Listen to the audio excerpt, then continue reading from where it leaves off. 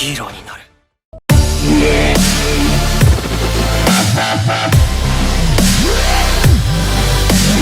Hai guys, back again di Gorilla Pink dengan gua Farka di segmen Wibu Time. Oke, kali ini gue ngebahas manga Enen no Shobutai.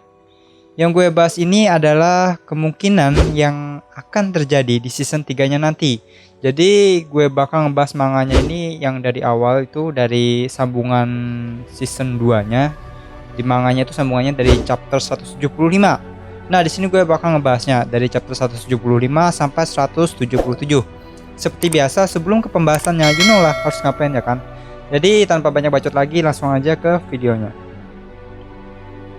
Oke, di chapter 175 ini dibuka dengan ditampakkannya para anggota Tudung Putih yang sedang berkumpul. Dan Haumea di sini berkata, "Mari kita rubah kekaisaran menjadi negara yang seharusnya."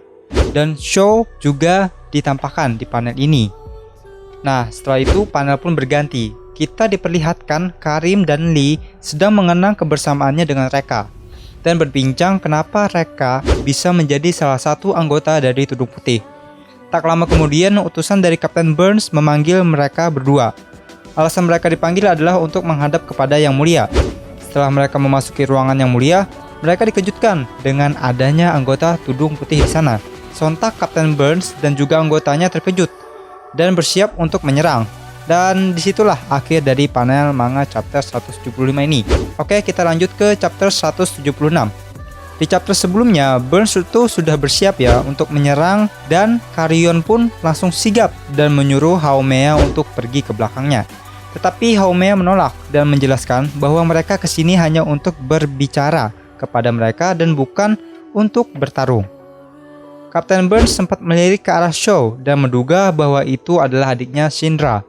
Selanjutnya, Karim pun di sini akhirnya angkat bicara dan berkata, "Sepenting apakah kalian sampai masuk ke tempat ini?"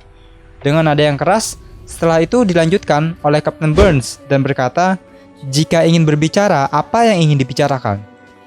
Dan di panel selanjutnya terlihat bahwa Haumea sedang menggunakan kekuatan Talking Head-nya, yang dimana Haumea bisa membaca apa yang sedang dipikirkan oleh orang-orang yang ada di sekitarnya. Dan Haumea pun membaca pikiran Kapten Burns. Setelah membaca apa yang dipikirkan oleh Kapten Burns, Haumea pun berkata bahwa dia yakin Kapten Burns sudah melihat kebenaran dunia ini yang dimana itu benar setelah dia mendapatkan luka di matanya itu. Dan Haumea juga berkata, "Semua pendeta taat. Kau dan kami, kita seharusnya memiliki tujuan yang sama." Dan di sini Karim tidak dapat menerima statement itu dan membantahnya. Haumea pun membicarakan tentang Rekka. Sontak di sini Karim terkejut. Haumea berkata bahwa Rekka adalah murid yang taat yang gugur di tengah misi. Dan Karim menatap Haumea dengan tajam dan berkata, "Kau yang membunuhnya." Tetapi di sini Haumea terus memojokkan para anggota Company 1. Dan Haumea juga terus mendesak Kapten Burns untuk memihak kepada Tudung Putih dan berkata bahwa mata kanannya yang terluka adalah kompensasinya dari apa yang telah dia lihat.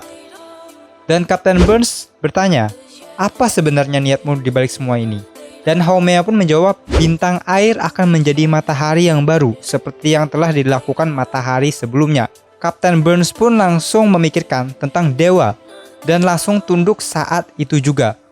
Lanjut, di panel selanjutnya kita diperlihatkan di mana Kapten Obi sedang berdiskusi dengan Chief dari Agensi Pertahanan Api Tokyo dan memberitahukan bahwa Asakusa dan Hajime telah berjanji untuk bekerja sama. Dan terlihat Chief sangat senang, tetapi tak lama kemudian pasukan Kekaisaran Tokyo datang untuk menangkap Kapten Obi. Kapten Obi dijadikan tersangka dan dengan cepat Chief membalas, "Tersangka apa maksudnya?"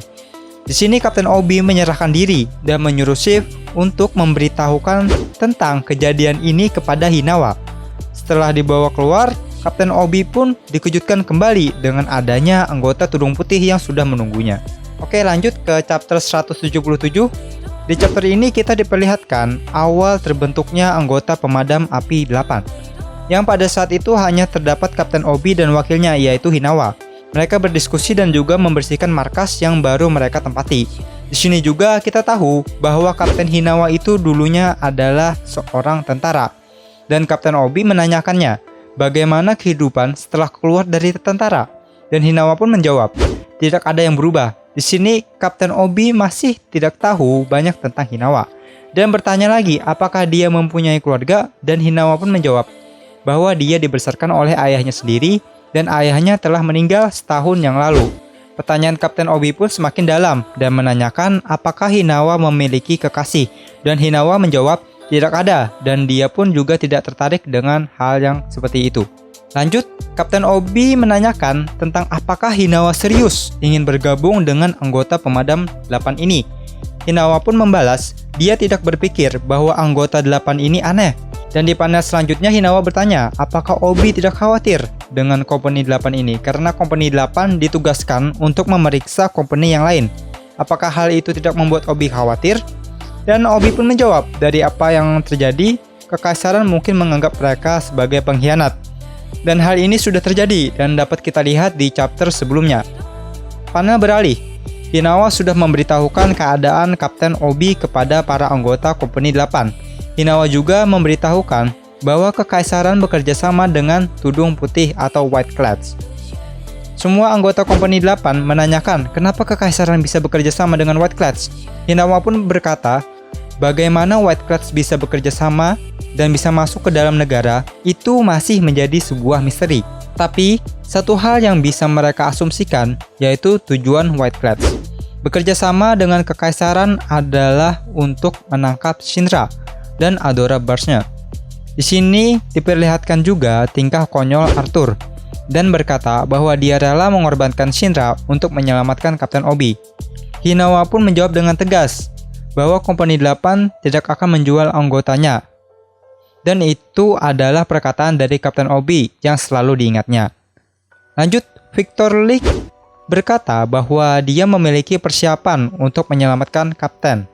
Hinawa pun menjawab sepertinya mereka berdua akan melawan anjing Kekaisaran dan siap untuk menjadi pengkhianat atas keputusan pribadinya.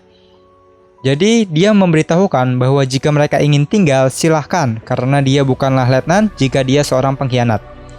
Tentu saja dengan kesolidaritasan yang tinggi, tidak ada satupun anggota Company 8 yang tinggal dan panel pun berakhir. Oke, mungkin segini dulu pembahasan kita. Jika kalian suka, kalian bisa klik like dan subscribe-nya. Sekian dari gue Farka, see you di next video, bye.